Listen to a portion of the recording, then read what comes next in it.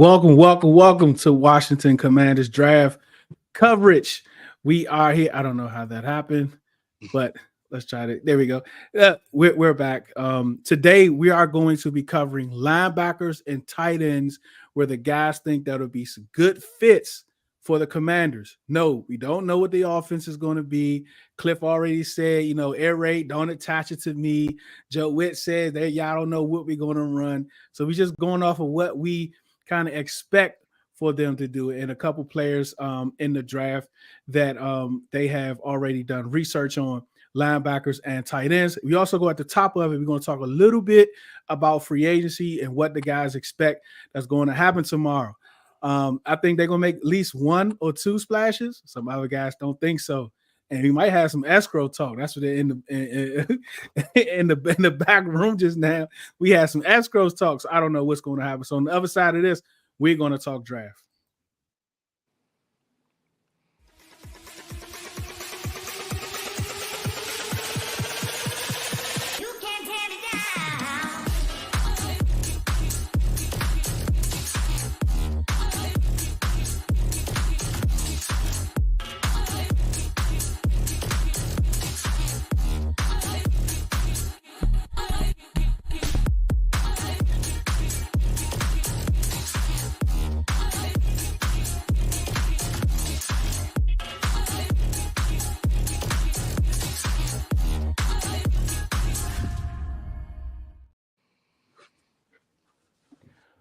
Welcome. Look, now the guys, we're already 10 minutes late. You see me going back, you see me coming up. You see I'm a little now I don't want to say flustered, but I'm kind of going back and forth. Today is a big day for Telly. A lot of you all know Telly. Today is his first episode of Telly's World, where he's going to have Gary Russell Jr. So yeah, clap up for Telly.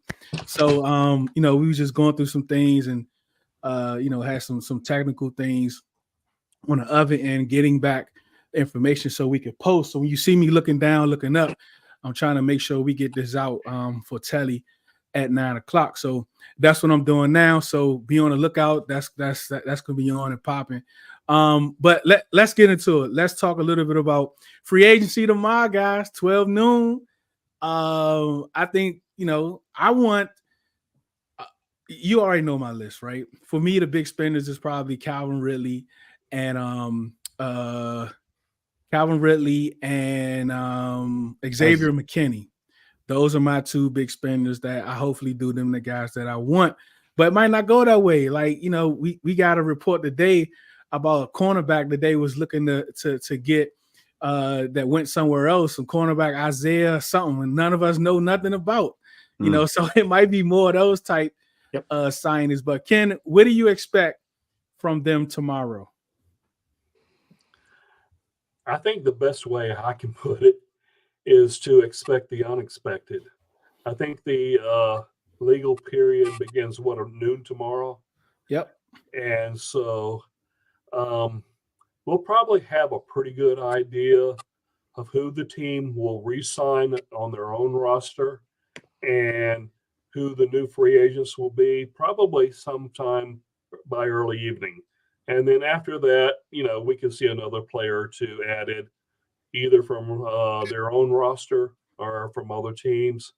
But I am going with the philosophy of expect the unexpected. I do not think there's going to be any huge flashes in free agency from other teams. Maybe one, because they certainly have the cap room. I think they're looking for depth, quality depth, and I think they're looking for starters that are just good, solid, dependable people at the position that they sign. So I have no names for you. So that's where I'm at. So I'm gonna put you on the spot, Adam. He was the one talking about escrow and cash flow and all that other good stuff. But what do you expect from the team tomorrow? Don't be surprised if they don't do anything in the first wave. Because what I keep hearing is, since the owner came out, spent $6 billion, had to have 20 investors involved, other costs, blah, blah, blah. if they have any contracts that surpass 2 years plus, they have to start to put that contract in escrow. So they have the full amount of the contract in escrow. So, let's say it's a 4-year deal, whatever, for $60 million. They have to put that $60 million in escrow while all that's going on. And from what I'm understanding, that's the opposite what the owners want to do. They want to build through the draft and they want to supplant through free agency. So I'm expecting like those second wave guys, and I'm saying, look for relationships. Aziz Al-Shahir was a linebacker for San Francisco for 3 seasons, went to Tennessee, played other side of the mic on the outside, but also played the mic. He's the kind of guy that they could probably get away with for a year or two while they develop a rookie. Another big name, well, not big name, but a familiar name I'm hearing is Dorrance Armstrong, the defensive end for the Cowboys. Consistent. Was it 4 or 5 seasons? I think at least 14, 15 minimum games every year. Instant starter, plug and play. I'm going to have an article coming out tonight with, I have 8 different guys, but, they're all in that range of that $5 to $10 million range. I see this guy Armstrong is $7 million. So you're looking at, potential contracts of 2 years, $15 million, something like that. That's the kind of thing I would love. The fan of me would like to see, some of the bigger splashes, Simmons, I like to see, that safety. I'd like to see some big splashes, but from everything I'm hearing, they really are taking the build through the draft approach. And, there's just going to be a bunch of placeholders, I think, through free agency. I think none of these guys that they're really going to get are going to be long-term. Hopefully, somebody balls out of the, couple of them they get, but for the most part, they're going to be guys that just, are placeholders. Yam, how you doing? Glenn, what it do? Telly getting ready for his premiere at 9. I don't know, Yam. I don't know. You're looking at the right place for hope, buddy. Command this podcast. What's up? As one of the guys is either Steele. I said Steele. I just combined Steve and Phil. That's how y'all know I'm doing like 3 things at one time. But either Steve, Phil, or Dev command this podcast. Kyle, what do you think? You're kind of more so on the, they're not going to be big spenders.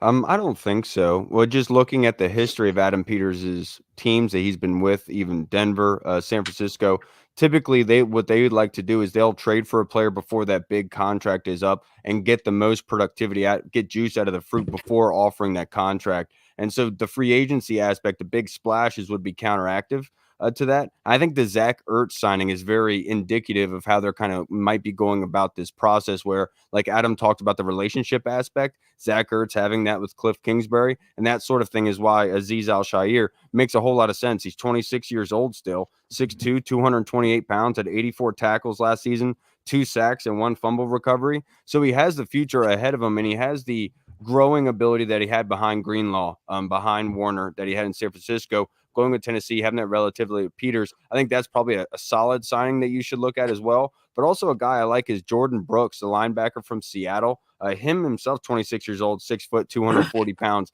very productive for Seattle, but we don't know what exactly his place is going to be. But those are some sort of guys you can look at where they're not big names, huge names you're going to recognize and say that he's going to ball out, but it's somebody that's young, effective, and it's going to be productive for you. And that's honestly, that's what this football team needs in talking about supplanting other needs. Right. Left him speechless. Deuces get what? Can't hear the water running, huh? Oh no. Yes, I'm live. I can't hear the water running.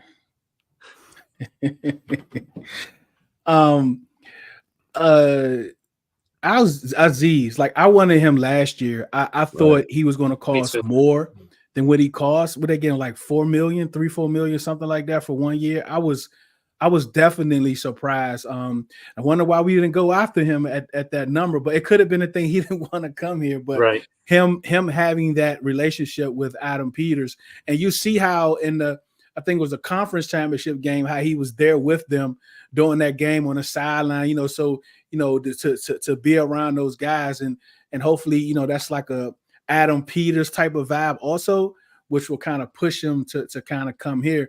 And hopefully he'll be somebody that we can look for, because he lines up with this timeline we all talk about, right?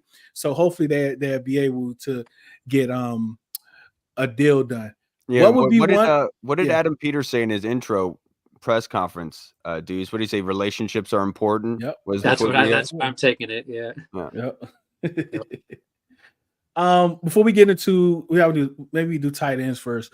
Before we get into tight ends, what would be a surprise signing tomorrow? Like out the box. This is a surprise. Adam Peters is making his mark that we all think he's just a goody two shoes, but he go out here with a big signing. Who would be that signing for you? I'm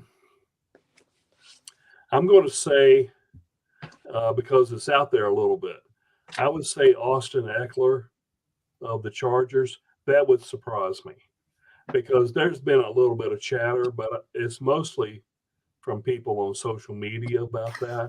I haven't seen anything. Oh, somebody just pointed at himself. Okay. I did talk about Austin Eckler at one point. I got yelled at for it. I'm not going to yell at you here. Now, I may have a couple jokes tossed at you. Okay, I can do that. No, seriously, I think that one would really surprise me. And I just don't see them signing a running back in free agency unless someone just fell to them and wanted to come here. That could be Austin Eckler, but that's one that would really surprise me. What about you, Adam?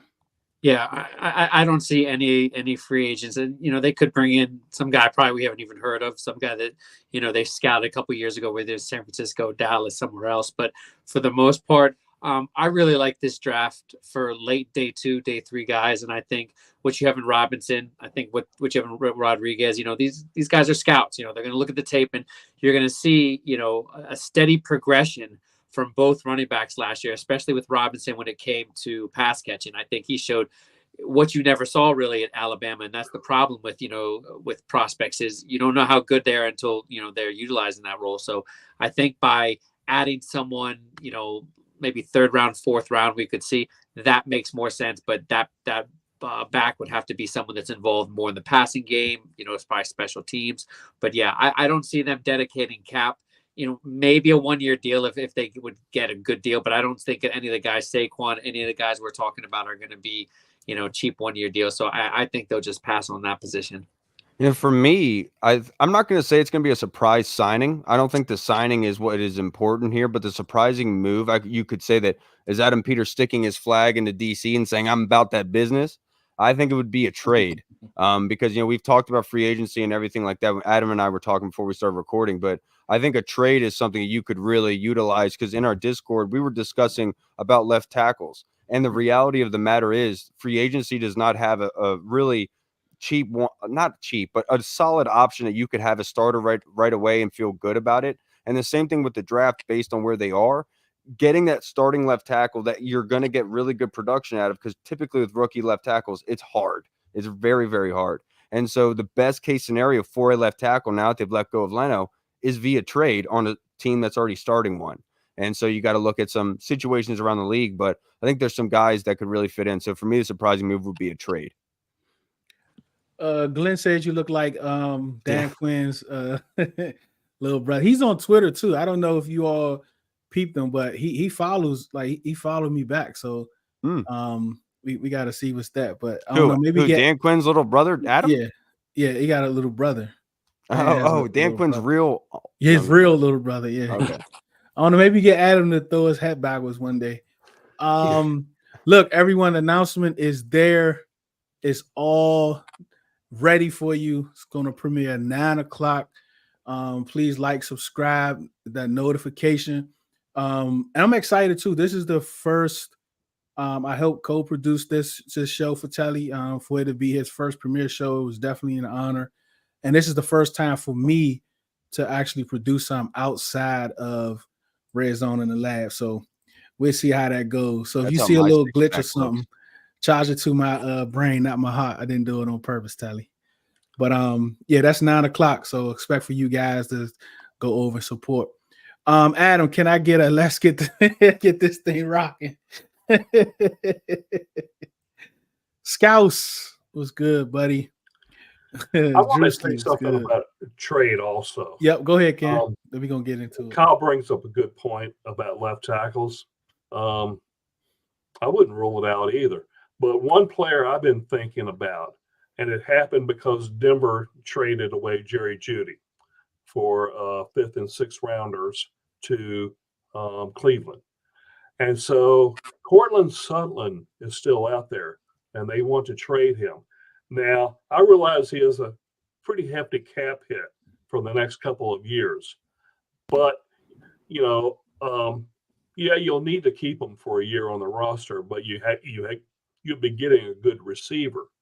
But if his production is down this coming year, well, you can trade him for a very minimal cap hit the following year. But the thing I like about him, he's going to give you around 60 catches a year. And it's the one thing that Washington needs is a tall wide receiver. It seems like there's an aura of kryptonite around this team over the last 7-8 years when it comes to tall receivers. And they needed one for a long time. And Cortland Sutton would provide that need, provide good production, and maybe they can get him for a 6th rounder, maybe even a 7th rounder with that salary. But if Denver could eat just a small part of that salary, that's one that I don't rule out, but that's maybe wishful thinking also on my part. One guy I've always loved is Mike Williams. We saw him week 1 going against LA, and watching him, that kid looked like a superstar. I know that he is oft injured and has those concerns and more so of a stretch kind of wide receiver. But when you see him live, dude, that is a big dude, and he's hard to defend against. But the trade aspect of wide receiver, it's hard for me because there's a plethora of wide receivers in this draft class. Based on how you want to kind of go about speed and whatnot, there's a lot of options here. And that kind of worries me because you could still use a good valuable draft pick in that sense and still get him, because based on what the Chargers want, I'm not sure. But, you know, maybe next year, a 7th rounder, sure, I'll take that on Mike Williams, but I wouldn't put my stock in it. Yeah. Glenn is infatuated with Adam. He's just barking order. He's commanding you, Adam. Yeah. There's no way I'm turning this hat around. No way. I think you're muted, Deuce. Your top 3 to 5 linebackers, Ken. Let's start. We're going to start with the linebackers. So, Ken, give me your top 5 to the people, and then we're going to discuss them. Very quickly, let me say about the linebackers. The top 5 I have on my list, and you want the top 3 though, right? Yeah, top 5. Go ahead. Give me top 5. Okay. But the top 5 really, I think are all very similar as far as rating them. So my list this week might be vastly different next week. And I can see it changing a number of times. Number 1, at this time, I have Edgar and Cooper out of Texas, 6'3", 230. He's a guy that can take on blocks at the line of scrimmage, drop back into coverage. Maybe not the best coverage linebacker, but he's pretty good at it. And I'm sitting here looking at all my notes, so I'm going into my database here. A good blitzer. I remember that, and I don't have it here in my notes, but he's a good blitzer. Number 2, Junior Colson out of Michigan, 6'3", 245. Good size for a linebacker, especially at the Mike position. He's another guy that can take on blocks really well. He can drop into coverage effectively, has good sideline to sideline speed. And basically running backs and tight ends that come over the middle are going to be met by Colson. I think he's a pretty good linebacker. I might have him as my number 1 next week. I don't know. Now, Peyton Wilson, I have as my 3rd guy. Could he be number 1 next week? Yeah. I mean, we talked about him last week, so I won't, go into too much here. But he's just a fluid athlete. I mean, he can basically do it all, and has speed that I haven't seen from a linebacker of his size ever. So good pursuit speed. and he'll pop you. If he gets the chance, he's going to pop you. Doesn't matter if you're tight end, running back, whatever. He's going to pop you. Number 4, Cedric Gray. A tackling machine, good speed. He's really good in coverage. That's a plus for him, I think. I think a little bit of weakness for him is that if a running back gets to the outside, he has trouble in pursuit there. But still, on the inside, he's a very good linebacker. And finally, I have Jeremiah Trotter as number 5.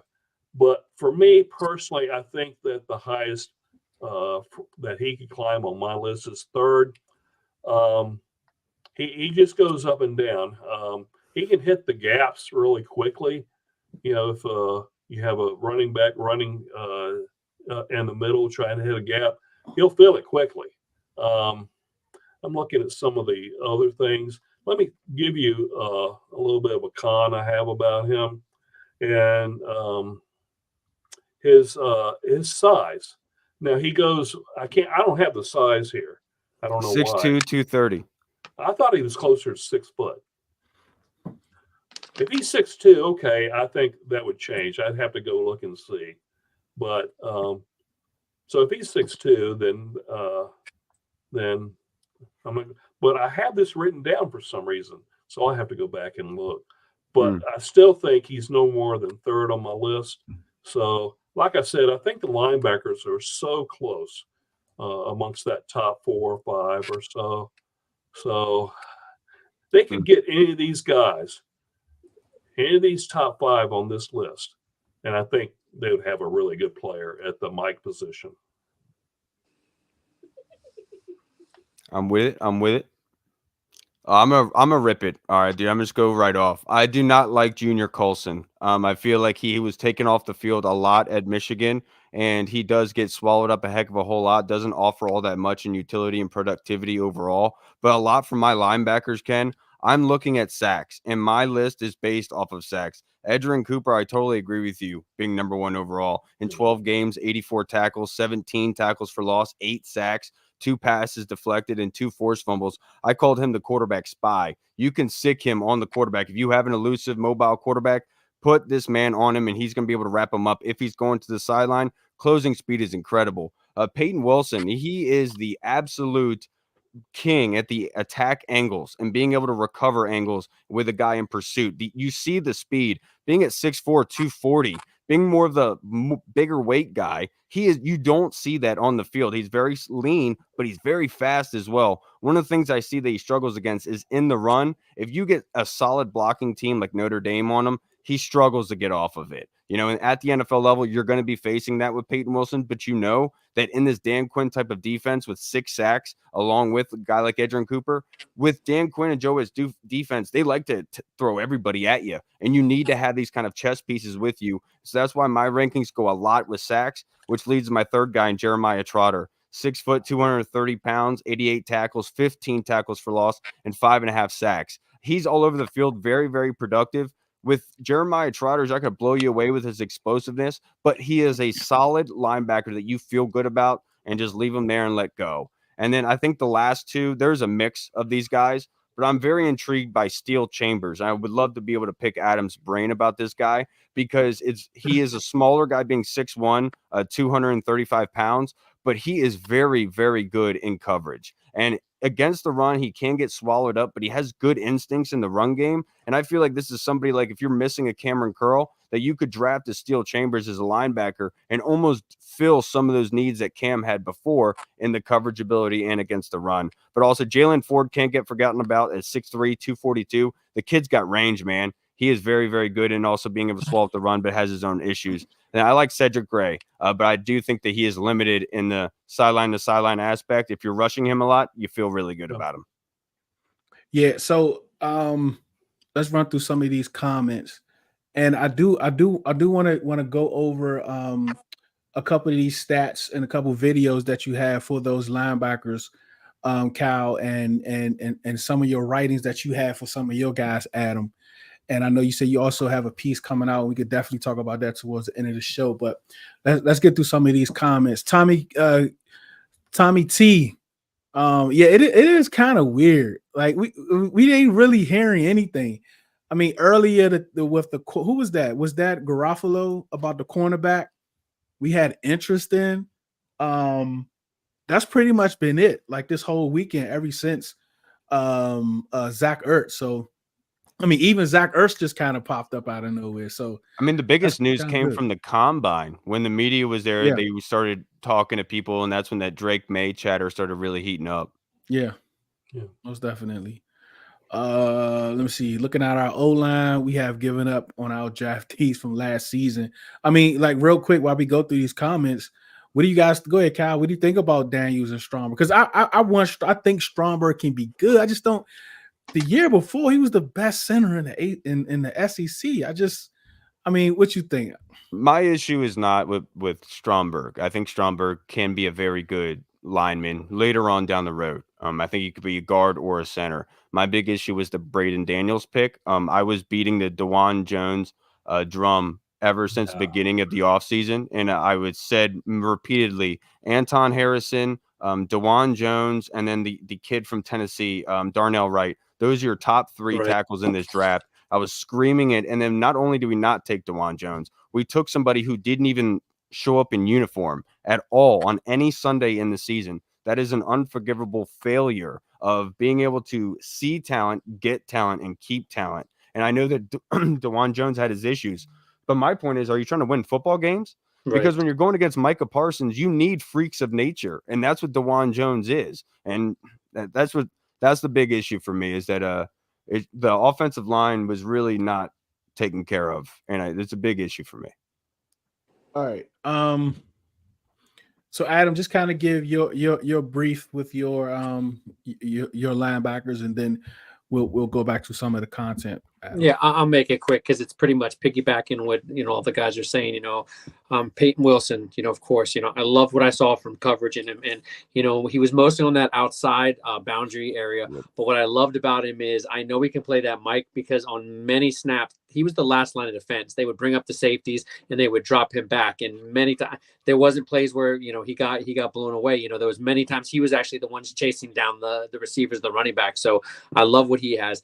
Edgerrin Cooper, we talk about Micah Parsons, nowhere near the size of him, of course. Right. But I think with Quinn and the new defensive coordinator, Witt, I think that they're going to be looking for a chess piece like that. And to me, Wilson or Cooper, those are the guys. You could see the first pick in the second round of Washington.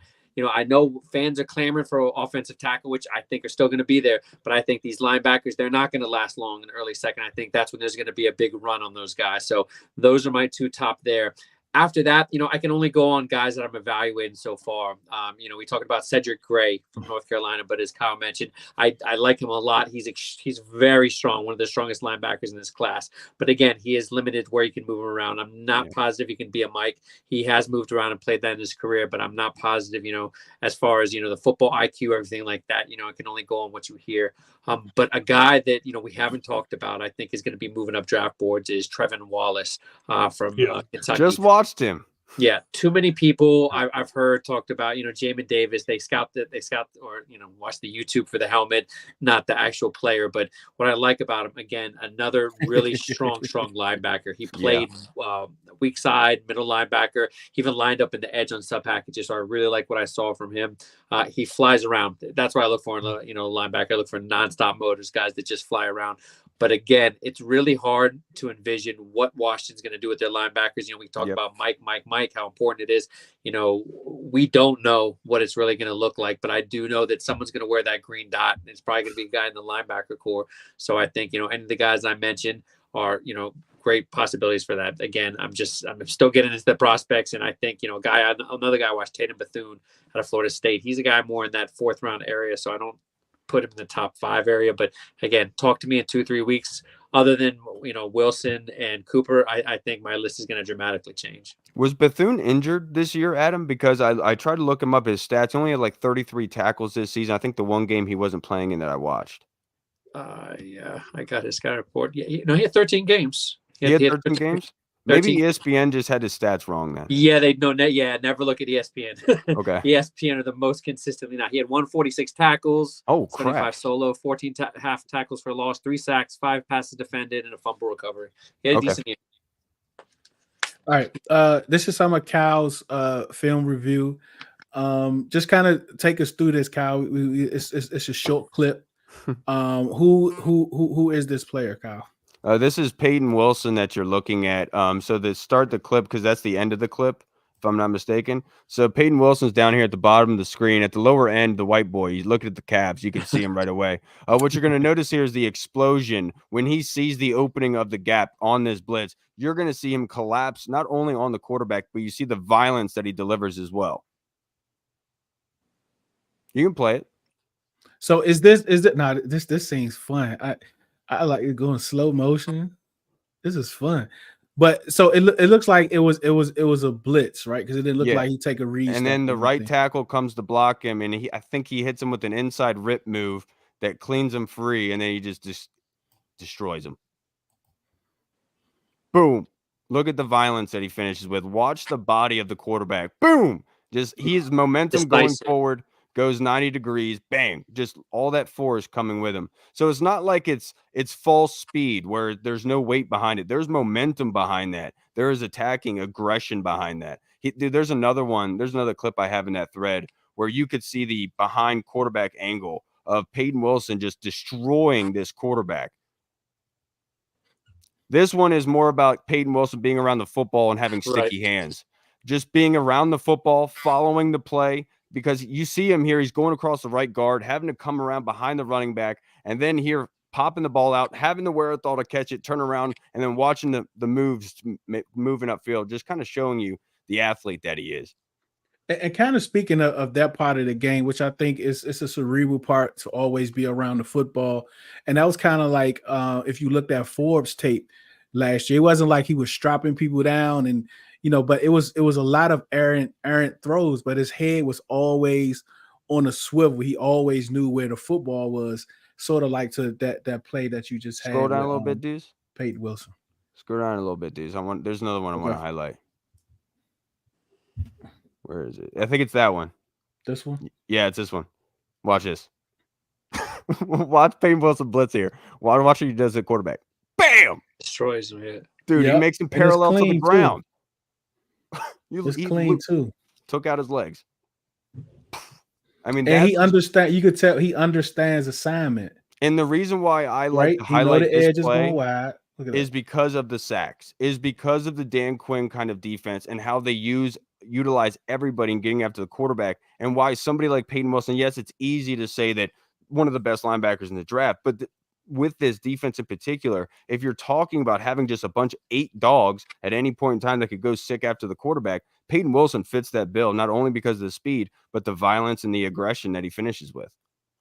A question I have really for each of you. Are we now beyond the concerns of his injury history? No, I think they're legit. And I think that's where he is. Okay. I think he'd be a first rounder. It's been 2 years, right? Yeah. It's been 2 years, right? Yep. He returned 5th year senior. I think that's him. Maybe I'm thinking of someone else. No, I think Peyton had two shoulder injuries and then an ACL. I think the ACL was 2 years ago, Adam. Yeah, 2 years ago. All right, so Ken, let me ask you some of the linebackers that they have interviewed, informal or formal. This guy's 6'4", 238. Do you think Dan Quinn and Webb have a type? I think they want a linebacker if they're going to draft one, especially in is someone that is going to be aggressive, someone that can get from boundary to boundary, someone that can drop back in coverage. But I think, Kyle brings up a good point. You also want someone that can blitz, get to the quarterback quickly. And Peyton Wilson obviously fills that role, but I think this is what they're going to be looking for. That has, I know Kyle doesn't like, to mention this name, but has some Micah Parsons type features to him. I don't know anybody by that name. I understand, but I think he has maybe not all Wait the a attributes. minute. Look at that. Yeah, this is the motor. play. Chase that. This is one of My the plays I goodness. Wait a highlighted. This is what I'm minute. talking about, dude. Adam, it's incredible. This kid. I mean, it really This is my is. highlight video. I believe I know. Yeah, but he may not have all the attributes of Micah Parsons, but I think, provided he can stay injury free, I think after a couple of years, he's going to be someone that other players are going to be compared to him. But Micah Parsons also, in all fairness, I think Peyton Wilson has a path. Was that him at safety? That's what I was about to ask. Why That's is right. I he told here, you they Adam? dropped him back I got you. last night at defense. I'm with you now. I didn't see that one. I'm telling you, whoever drafts him in Washington, the training staff, one of the first things they're going to work on is lower body. That's something that's not going to take years to resolve. There's no reason in an off season, 5 to 10 pounds that he can't put on his lower body. And, he's running 4.44 already, guys. Like if he drops down to 4.5, adding some weight that'll give him longevity. I think that's something that's going to be emphasized early. And it's not like it's a fake 4.4, Adam. You see it in the game. Yeah, that's one thing that everyone says is, you could run a 4.4 at the combine. Can you show it on film? And that's one thing you see him tracking down and hawking track stars. Do you see it on film? Right. Not just on the track. And also another former wrestler. I love former wrestlers, that are playing linebacker, that are playing backs like Chris Cooley. I love former wrestlers. It's a sport that translates to football like nothing else because as far as grip, momentum, leverage, motor. So I love it. And again, the only thing to me, it's exactly the health and the lower body that I want to see him add muscle. That's the only thing stopping him, in my opinion. He's one of the most sure things in this draft, in my opinion. Like you said, if there wasn't those injury concerns, we'd be talking about him in the top 20. Yeah. That man. Ooh-wee. He's sick. All right, so let's look at because it kind of depends what the Commanders want to do. Like if we keep our picks, we draft a quarterback at 2. I know a tackle looks like that's going to be one of the 2s, but what's going to be that second pick? Is it going to be tight end? Is it going to be edge? Is it going to be safety? Is it what is it going to be? And a lot of it's probably predicated off of what we do the next few days also. But just in case, but we do need a linebacker, right? Even if we sign one, we do need one. Without a doubt, we need one, yes. Yeah. So Tatum Bethune, I believe, is a midday pick, right? That's one that Adam was talking about earlier, yeah. Yep, he could be available in the late third, for you. That compensatory pick that they got for Chase Young, that's a good spot for someone like him. Even if you've already, maybe considered linebacker, this is a guy that can do multiple things for you. He's one of the most explosive, as far other than Wilson. The explosion off the snap. I love what he can do, and he's good in coverage. What did he run? I wanted to say it was a sub 4.5, maybe. I'm not sure. Mordecai, here comes the. What? That was crazy. He's a big guy. What's his height and weight? He's not that big, actually. I think really he checked in right around under 6'2", I thought. Dan, this is the one guy's name I did not write down, Adam, and I didn't put down his height and weight. But he got big time last year. I noticed him last year when they played LSU. He's one of the guys that laid a huge bone crushing hit on Daniels. That's where I first saw him, and then I decided to start watching him. Okay. I like what I saw. There's a lot of reasons he's not a first, second round, but that's the kind of guy we talk about. Peters and the kind of guys he develops. We're looking at Fred Warner, Micah Parsons, but we're also looking at other guys, that they can use in coverage. So I think this is a guy that you look later on in the draft. There's a lot of talent in this draft, and a guy like this can easily slip late third, fourth. So I think, that's definitely, a guy you consider, because this team doesn't need one or 2 linebackers. I think Jamin Davis, unless he has a lights out year, I'm not sure he has a long-term future. So it started, drafting multiple linebackers and free agency. They have to. Yeah, I ignorantly said early on in the process that this wasn't a linebacker heavy draft, Adam, but it's not early. It's not flashy early. That's the one thing about it. But depth wise, it's got some talent. You're right. Yeah, I don't think any linebackers are going in the first round. No way. That doesn't mean that they're are not any talented linebackers. Cooper could in slip this into the draft. end of round 1 though, because I think he's going to start to enamor people as the process goes on. Because I'm just finishing watching his tape now, and he's enamored me. So Yeah, I find maybe. it a little surprising if he like I could definitely see him in the late 20s getting picked up. Especially in the new age NFL, where they're Right. really trying to put these guys on an island. Edgerrin Cooper makes you not worry about those Right. issues, without a Right. doubt. 6'3", 230, just built for it. And the pop with Bethune, like cerebral, one of your first pros, not fooled by the misdirection, can lead and direct the defense. That's big for a middle linebacker. Yeah, he's smart. Yeah, I like those smart guys, just like Wilson. Wilson's another guy who's really smart. But yeah, if anybody that you can, early on just see that from the tape, it's great. But like what I don't like, he gets pushed off the ball a lot by running backs and tight ends. That's why you don't see him drafted early. But that's the kind of thing that can get coached up. So that's why I write about these guys. Ones, they might have flaws, but again, he gets fooled by play action. I hate that. But I do think when you're a smart linebacker and you can be coached, that can be coached out of you. And I think for the first time that we're actually going to be able to see a linebacker get drafted here and actually progressed, and actually see some, we Ken got the Norton right coaches for it. with Ken Norton back. I mean, goodness. Right. I keep forgetting about Ken Norton. I keep with Ryan Kerrigan working with him. Ryan Kerrigan's not just a good player. He's a smart dude. I know people that know him, and they're like, "Yo, this guy, speak to him for 5 minutes, he'll blow you away." And he's just so humble. Like that's the kind of guy that if he can coach, it's an ideal candidate. Like we look at what Detroit is doing with all those former players as coaches. I really see that blueprint that they're doing in Washington, and I love it. Absolutely. Yeah. Poster King, we talked about this earlier. All of us, I think, all 4 of us want Aziz on this team. Definitely. Look, because I was one of the guys with Deuce, like last offseason when he was leaving San Francisco, we wanted him on Washington. But honestly, Deuce, I'm not even sure if they really truly wanted him. I mean, yeah, they probably didn't. They probably know what they want. Yeah. Let's not go backwards, right? Let's not go backwards. All right, so this is the guy Cooper. Edgerrin Cooper. Edgerrin Cooper. Like, why do you guys believe he'll slip to the first round? What does he do so well? Watch this. Look at the closing speed. Right. And watch the violence at the end of it. That momentum flowing through the quarterback who's going with him and then hits him and down. Watch that speed. Boom. That's Reaction too. So that's what I'm saying is in the mobile NFL where you have quarterbacks that constantly you have to worry about them escaping the pocket, you can put Edgerrin Cooper back there and just say, if he leaves, get him. Right. Oh, it's just freaking nature, dude. Watch this. Screen the outside, has to get outside, then has to just break down and bring down the running back in close area.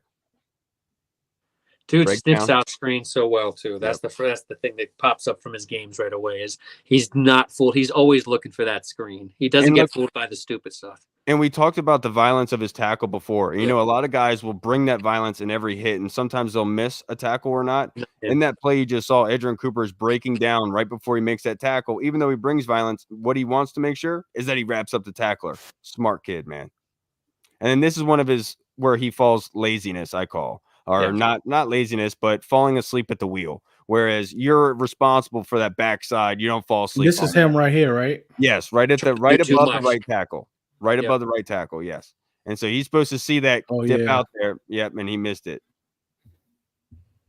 Some of those plays, it's hard for me to be able to say that's on you or not because we don't know what the defensive guys are telling them. But I'm just trying to find something bad about him so it's not a highlight video.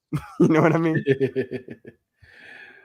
Ken, any of the guys that we talked about, are any of those guys on the list of visits thus far? And we was at round 15 so far, right? For the linebackers. Yeah, let me look real quick. Talk amongst yourselves while I do this. Okay, here we go.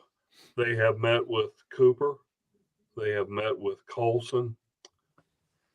They've met with Wilson. They've met with Gray. They've met with Trotter. They've met with Trevin Wallace. I'm going through it all. Yeah, they've met with each guy. All these guys. But I haven't fully updated the combine visits. I should have that. Have more about it. Yeah, I'll have That's more the this list. week. I'll have more this week. And I think by late the following week, I'll have the combine fully updated as far as all the business. I just want to say I'm kind of let down by you guys because Telly, in honor of Telly, I got to say linebacker. Nobody has said it once tonight. Nobody. But yeah, all of them. I mean, now that list is up, like I said last week, up to 402. Right now is, according to my latest numbers, it's at least 416 now that they've met with. But again, we talked about that last week. I can fully update it in a week or two.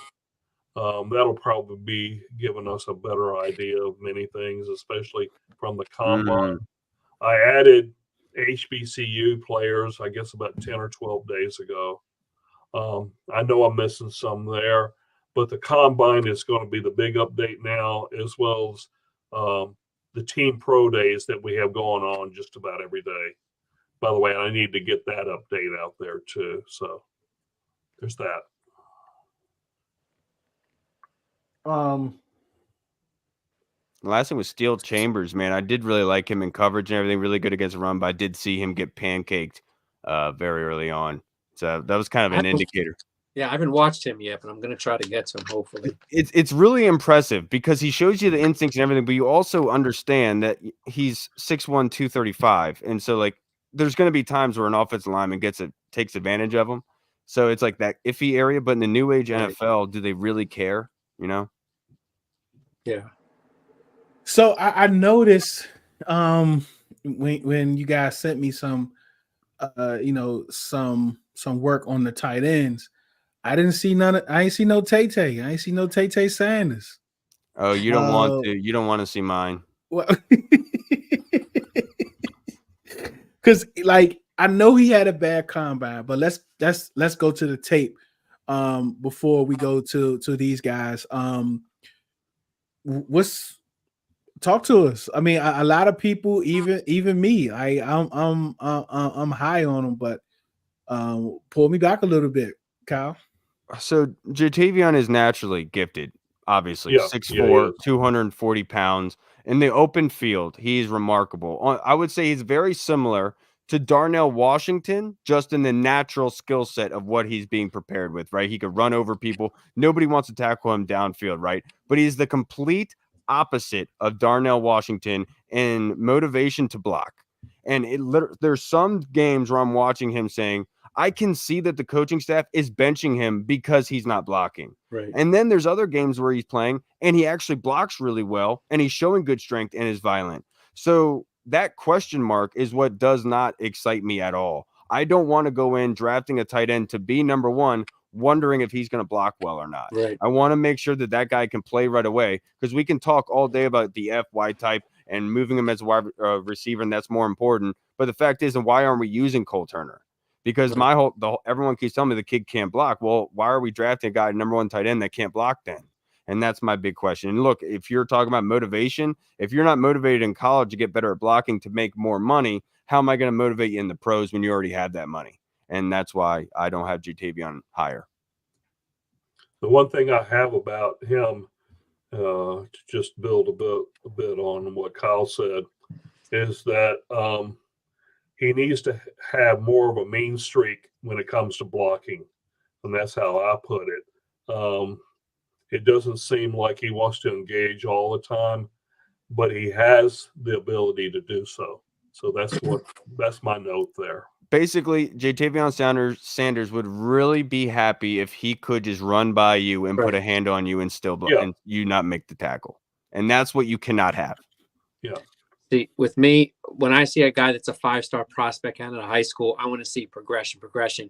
And just the stuff that I've looked at Texas, people that I've talked to, guys I know, they're like, it's not there. He's a guy that's capping on how good he's going to be. It's not just like that he can't block. It's the willingness to do it. If you don't see that mean streak at the position of tight end, because again, we'll talk about it, but Ben Sinnott, man, you'll bring it every play. That's the kind of guy I want. Brock Bowers.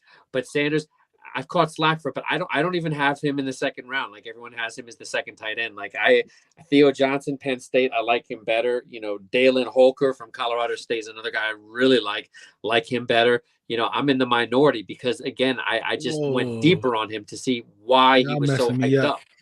And y'all messing me up, man. I'm just not seeing it with him. I'm not. I think that he's going to be a one-trick pony in the NFL, and I think as a tight end in this day and age, you got to be better. Those linebackers are going to be all over you. His route tree, he really wasn't asked to do too much at Texas. So it's one of those things where in the right offense, maybe he can, but 5-star prospect, you want to see more growth come out of that.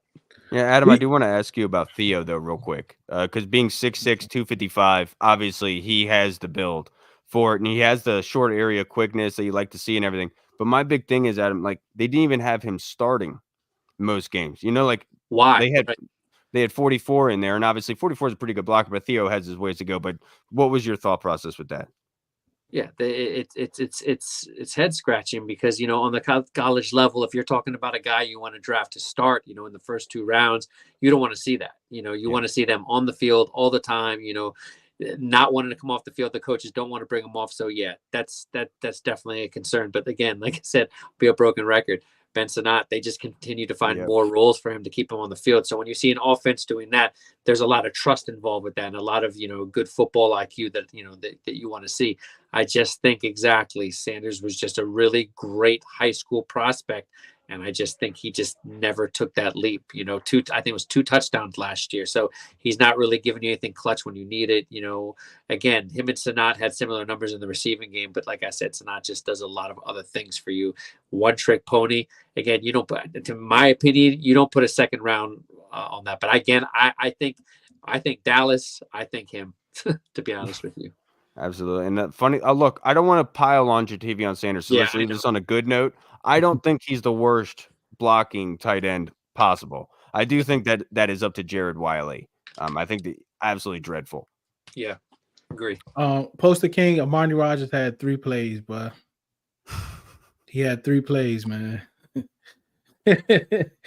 Yeah, I really like Dallin Hawker just because of the build, 6'5", 235, has that kind of, like, he doesn't show you like phenomenal hands. He doesn't show you great separation, but for a tight end, like a hard hat worker, a guy that you just want to bring in there that is going to give it his all and like be in a clutch situation, just be there and catch the football in important times. I think that's like what a tight end should be. And I've talked about building a tight end factory here. Right. I don't think that we should be looking to draft a number 1 tight end right away. I think we need to be looking to draft a tight end that fits our vision for a tight end and start building that factory. Because these guys like Kelsey and Kittle, they weren't highly regarded, right? They had a plan for them. And that's how I kind of think that we should be going about it. Exactly. Hey, Scouts, isn't it like 3:00 over there? Yeah, it is. It's probably like 5 a.m. for him or something. He's a vampire. You didn't know? All right, let's look at. I just had it. Are you all familiar with the kid Donald De La Haye Jr., the kicker? He was the guy. He was coming out of college and he had a scholarship or something like that, and I don't know, the NFL denied him or college denied him, something like that, because of he had like a social media account or something like that, and it was like really big or whatever, and they wanted him to take it down for some reason, whatever the case may be, but he didn't. But then he ended up taking it down, I guess, a year or so later, and he ended up trying out for Antonio Bramos or whatever. So he ended up getting a job. I'm gonna send it to you all, okay? So you all can. It's a really cool story. Just following up on it. I'm putting in the group chat. So he's in the NFL now. He's trying to get in. No. He's in the UFL. Oh. So he's trying to come up. Yeah. So he just might as well bring him on up, dude. Let's go. He said it's 1:30. All right, so let's look at Ben Sinnott. This is a guy that is on a lot of Commanders mock draft board. So tell us a little bit. 6'4", 254 pounds, tight end, draft projection, late second round. Ken, is he one of your guys, Ken? Yeah, my list is outdated because I started this. Excuse me. Started this in early December, Mm-hmm. and the list I have now was finalized back in mid-January, but I haven't updated it. I should have updated it this week. I had him number 4 at the time, but I guarantee you, like I said last week, in my mind, I moved him up to number 2 behind the obvious choice, and that's Bowers. But my goodness, he's. I don't even want to describe him as a jack of all trades. But look at where all the places he can line up, be effective. He can line up in the slot, in line, in the backfield, and so he's a very versatile weapon, and he's pretty solid. Yeah, the blocking skills you want a little bit more. Let's Love this play. see. I have anything else about that? And he's tough to bring down. Look at Yeah. him fighting through That's it. Yeah, love about exactly.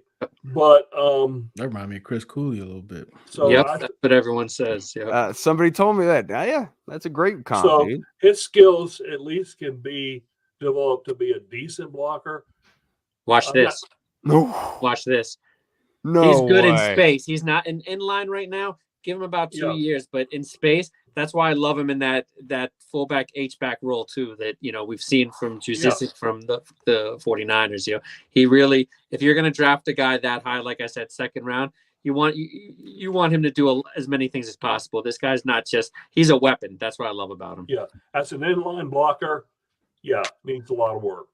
I think he would be But disgusting with out Miami. in space, like we're seeing here, Sells it. yeah, he's good. He sells, but he's still developing his route tree. But man, he sells it better than a lot. Like Sanders, you don't see him selling it like that. Like that's what I love about him. It's that experience. But the thing is, he doesn't have that statistical production that's going to blow you away. Until last year, really wasn't putting up big numbers. So that's the question with him. But I do think he's a classic example that's going to be somebody that's better as a pro than he was in college. But like you're talking about jack of all trades, baseball, hockey, track, golf, tennis, and football. He all did that during his senior year. So this is a guy that's a nonstop guy on the field, off the field. I love to see that in a football player. What do you like about Cal? I like Sinnott in that he has the best form blocking of the, I guess you could call them the second tiers. I guess you could say of the tight ends. But he understands, right? He's not going to always dominate. Like he'll go against those DBs. He'll do his job. But when you're going against linebackers and DNs, a little different, but he has the best form of it. And I'm going to pump myself up here as somebody who in Deuce's competition last year in the little mock draft that we did. I took Sam Laporta, and then I took Jack Campbell. And so I loved those two guys. And I think that Ben Sinnott, he doesn't remind me of Sam Laporta, but what I mean by he has the overall game that was similar to Sam Laporta, where it's not like he's top heavy in any sort of way like Jatavion Sanders or Darnell Washington were. He has the all around game where he can be used. And on top of it, the flexibility and versatility.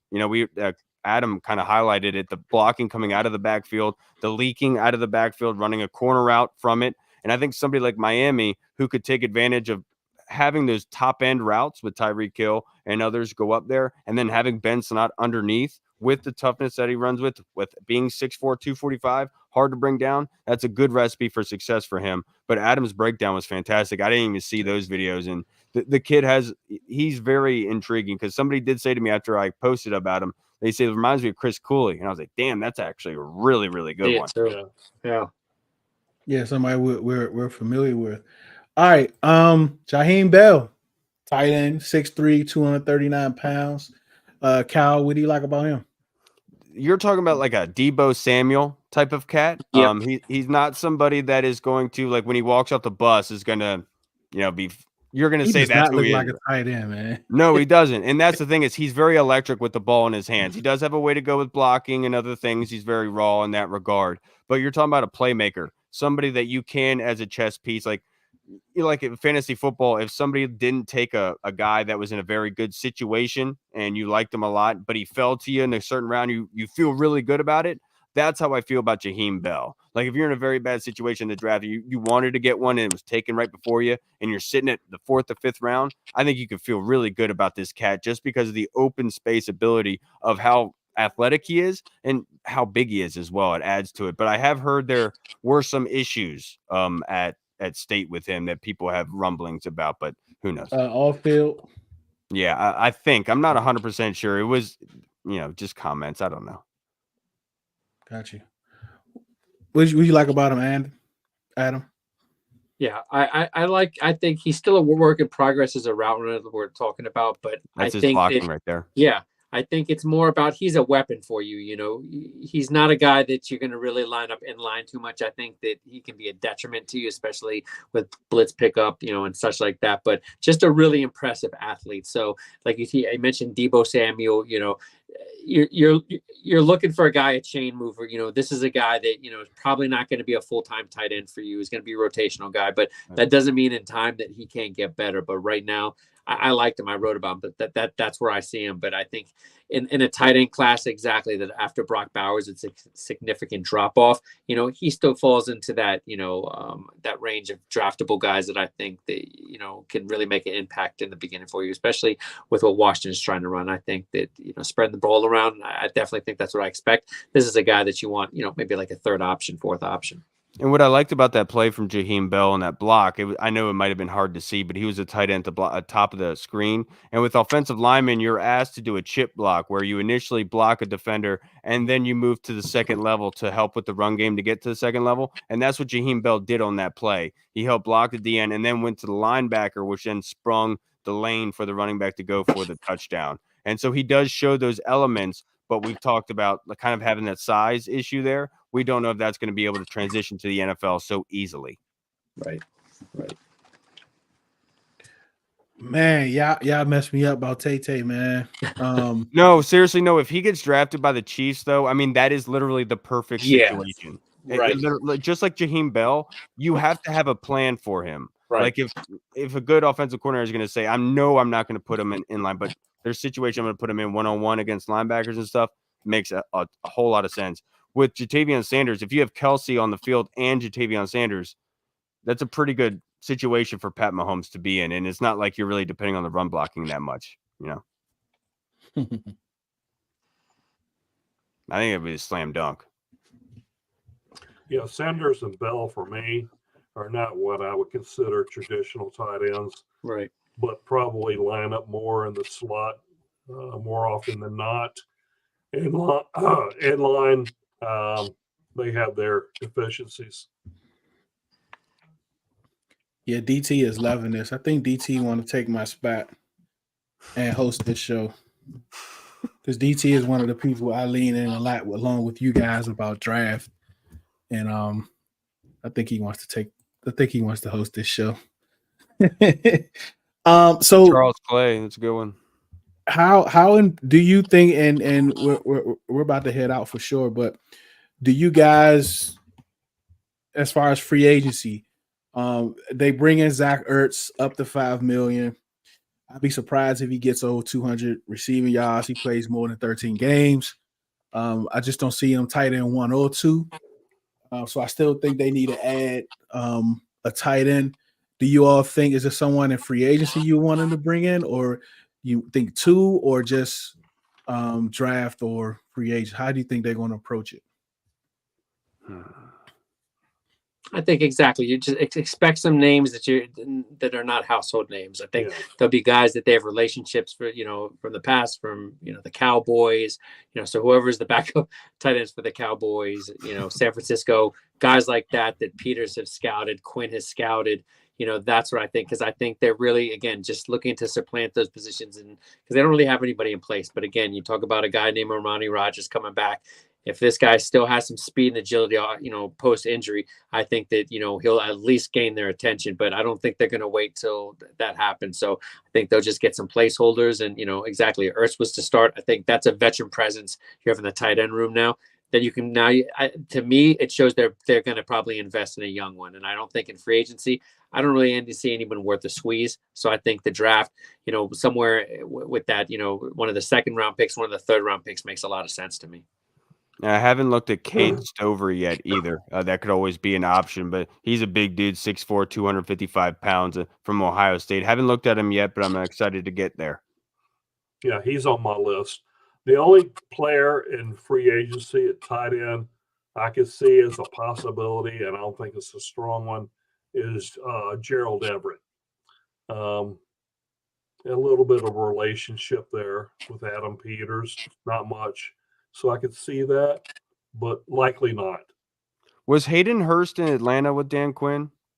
That's what I was trying to remember the other day, too. Yes, he was. I wanted Hayden Hurst a couple years ago. Obviously, he's older now, and they already have Zach Ertz, who's kind of older in that sense. But I think Hayden Hurst is somebody reminds me of Logan Paulson. Just the right place, right time.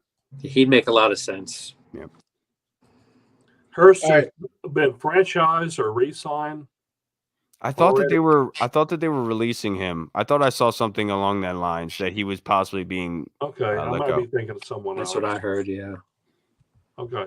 Might be wrong. I don't know. We're gonna hear a lot of stuff tonight. Close to midnight, after midnight. I'm telling you, you're gonna hear so much. Out of all the years, I think we're gonna start to hear the most. Out of Washington, probably not much, but I think just in general, we're gonna hear a lot. What's your over under on how many people Adam Schefter has working for him? 50? Yeah. I think that's Yeah. I don't think it's crazy to think that. Definitely. Mel Kiper in the hundreds. Yeah. DT say What's up, Scott? Just tried to Iowa tight end. Just an Iowa tight end.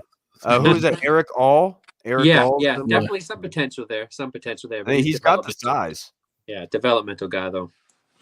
Yeah. And yes, Hayden Hurst was released. Well, he will be released March 16th. They didn't want to pay the roster bonus of 1.85. So that might be an even better possibility than Gerald Everett. But Gerald Everett's not a bad receiver, Ken. Yeah, exactly. He's a good player. Yeah. All right. This was good. There's a lot of information about the some tight ends and some linebackers. Can't give you all, right? Is this we already over an hour? We did 3 tight ends and 3 linebackers, and talked about a few more. So next week we're gonna kind of decide what it is, what position group we want to go to, and it's not gonna be quarterback, not right now. Just not now. I'm all quarterbacked out. The environment is too volatile right now. We cannot be quarterback. It's a war going on at Commanders Twitter. It's a war going on. But yeah, we definitely appreciate all of you for watching. Those that are on Twitter, Facebook. If you're not already, please subscribe to the YouTube channel. And appreciate all you for joining. But before we go, you're working on something, Adam. So go ahead and drop how we can get to it tonight. Yeah, I'm going to drop it tonight. It'll be on Twitter, be on my site, theburgundyandgoldreport.com. I just have 8 free agents. I talked about 2 of them tonight. Again, don't come expecting splashes from me. As a fan since 1983, I've become a realist of, what to expect from this team. And like I said, I think relationships are going to have a lot to do with the free agents. But yeah, just a couple guys, like I said, 8 guys, there's some background about them, and I'll drop that out tonight, burgundyandgoldreport.com. And as always, check me out with Doug McRae on every Wednesday, usually around 2 p.m. on the day. We're live on Twitter at Draft on Tap. Love Big Doug. Yeah, Cal, and everything. These guys, how you can find them, their websites, their podcast, everything about them. You can find them. It's all in the description of this episode. If you miss what they say, everything is there. Cal, you got it. You dropped the episode today with IC Draft, right? Yes, sir, with Ian Cummings from PFN, who's absolutely an encyclopedia of draft information. Really phenomenal guy. And he's been working all year. But obviously, we just did that today. You can find us on YouTube and all podcast platforms if you really want to hear my voice more. And it's okay if you don't. But also, you can follow me on Twitter if you like to see film breakdowns. I don't think I'm anything, dude. What I'd like to do is I like to watch film, and I like to post film videos, little clips that help explain a prospect in my eyes and how I can explain it to you guys, how I see them. And obviously I'm not 100% correct all the time. I get passionate about who I like and who I don't, but I just try to tell you what I think about a prospect. And if you don't agree, it's all good, man. I'm not going to yell at you. We can hash it out. He might not yell at you. I know the chat, Kyle. He Yeah. kind of yells. Look, man, it's not either I didn't have coffee yet, or it's too late in the night. I need to go to bed. Ken, I know you dropped your mock last week. You got anything coming up this week on Hogs Haven? Probably just staying up with the pre-draft meetings and things like that, updating the team pro days and getting updating all the combine meetings and so forth. And as far as the mock draft, yes, I had a quarterback going, number 2 overall. You can go see it. Also, a bit of a surprise, I guess. I had Washington trading back up into the first round and taking a certain offensive tackle from Oklahoma with the 21st overall pick after a trade with Miami Dolphins. And a lot of people thought that I gave up a bit too much. But, there's 2 positions on offense that command premiums. One is left tackle, one is quarterback. So I'll tell people just go and look at what we traded in 2012 to move up from number 6 to number 2. So you put the chart aside when you go for those 2 positions. And that's what I did. Bold move, maybe. But will I do that again? Stay tuned. Thank you again. Dude, And that was such a sassy. Stay tuned. Right. Again, thank you all. And this week, all week, follow. We're going to be doing a free agency run. We're going 4 hours tomorrow. I think 3 hours the next 3 days and 2 hours on Friday. So definitely type in a follow. We can talk about free agency all week. We definitely appreciate y'all for your time. We know your time is very valuable for you to spend it with us. We definitely appreciate it. Remember, do it because you love it, not because it loves you. One beat, one sound, one heart,